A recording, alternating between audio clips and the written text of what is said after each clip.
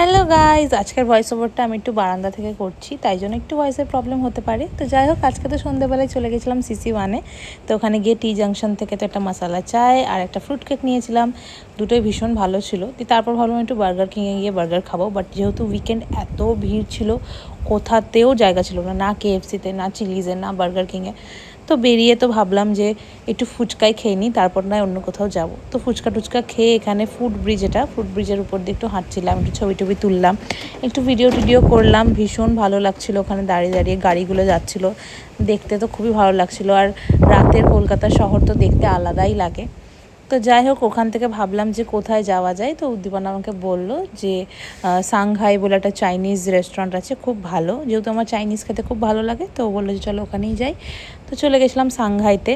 আর ভীষণ ভালো ছিল ওদের অ্যাম্বিয়েন্সটা, ছোটোর মধ্যে একটা খুবই সুন্দর আর অথেন্টিক একটা চাইনিজ রেস্টুরেন্ট। ওখানে গিয়ে তো ফার্স্টে অর্ডার করেছিলাম হচ্ছে চিকেন ওয়ান্টন, আর দারুণই খেতে ছিল, দারুণই। আর এটার সাথে একটা ডিপ দিয়েছিল, ওই ডিপটা তো আরও টেস্টি ছিল, মানে দুটোর কম্বো একদম 10/10। দিয়ে তারপর তো অর্ডার করেছিলাম হচ্ছে একটা মশালা কোল্ড ড্রিঙ্কস, কারণ যাই খাই কোল্ড ড্রিঙ্কসটা খেতেই হবে, নালে ডাইজেশন হয় না, গলা দিয়ে খাবার নামে না, খুব বাজে অভ্যেস। বাট হ্যাঁ, নিলাম। দিয়ে তারপর নিলাম হচ্ছে একটা বাটার গার্লিক ফিশ কিছু একটা ছিল, এটাও ভীষণই ভালো খেতে ছিল, দারুণ।